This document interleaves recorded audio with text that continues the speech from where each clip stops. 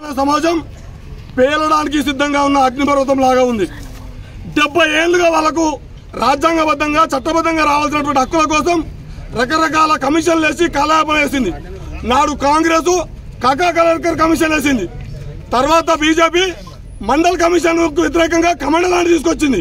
నాడు కాంగ్రెస్ అయినా నేడు బీజేపీ అయినా ఇలా రాష్ట్రంలో కాంగ్రెస్ అయినా కేంద్ర రాష్ట్ర ప్రభుత్వాలు దొందే.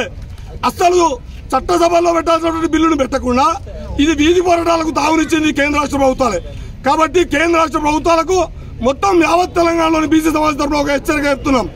ఓ నాయకులారా, సీట్లు అయితే మీయే కావచ్చు, కానీ మీరు కూర్చున్న సీట్లకు కారణం ఓట్లు.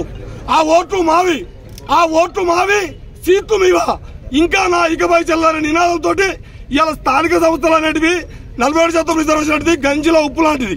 పంచపక్ష పరిమాణాలు అనుభవిస్తున్నటువంటి అగ్రకుల ఆధిపత్య వర్గాలు అన్ని పార్టీలలో తిష్ట వేసుకున్నాయి. వీళ్ళ జెండాలు వేరుంటాయి, వీళ్ళ పార్టీల జెండాలు, కానీ అందరి ఎజెండా సర్వవ్యాప్తమైనటువంటి సంపదను కొల్లగొట్టేటటువంటి అగ్రకుల ఆధిపత్యం మాత్రం మిత్రులారా.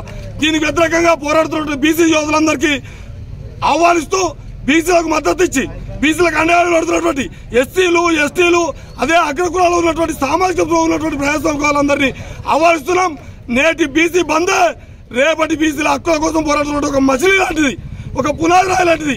ఈ పోరాటంలో పాల్గొన్న అందరికీ ధన్యవాదాలు తెలియజేస్తూ ఖచ్చితంగా జనాభా నిష్పత్తి ప్రకారం అన్ని రంగాలలో చట్టసభలు అధికారము సంపద అంటే విద్యా ఉద్యోగ రంగాలు ఉపాధి రంగాలతో పాటు రాజకీయ రంగంలో సామాజిక రంగాల్లో కూడా వాటా జనాభా నిష్పత్తి దక్కే వరకు ఈ సమరం సాగుతూనే ఉంటుంది, ఈ పోరాటం కొనసాగుతూనే ఉంటుంది.